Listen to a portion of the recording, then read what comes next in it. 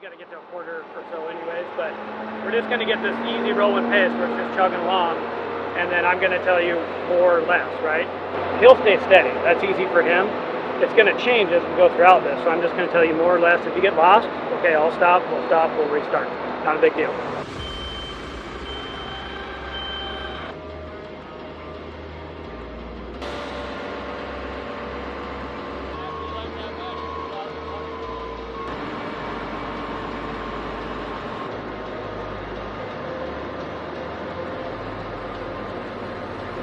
I'm Andrew Hewlings. I'm the VP of Operations out of our Western region for Oxbo Inc. During this project, we fabricated the crate, which is called a REC. That's standing up behind me here, 150 feet long, weighing about 125,000 pounds. We lifted the Radome into it with a 4-crane pick, weighing about 14,000 pounds. Then we upended this crate so that we can deploy the dome.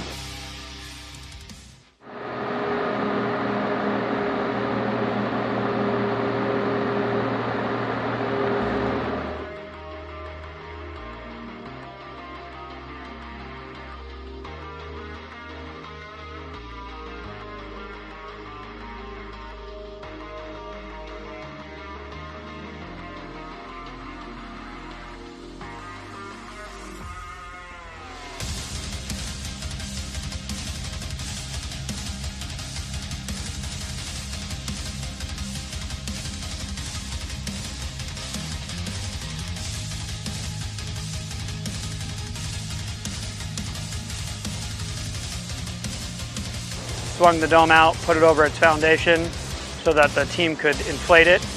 And in about 6 weeks, we will reverse that process and lower this down and then get it ready for transport and end up hauling this out to the West Coast. So we're currently in North Carolina and it's going back to Oregon. And then the final phase of this will happen out on the Port Island in Pearl Harbor where it gets set on the actual vessel.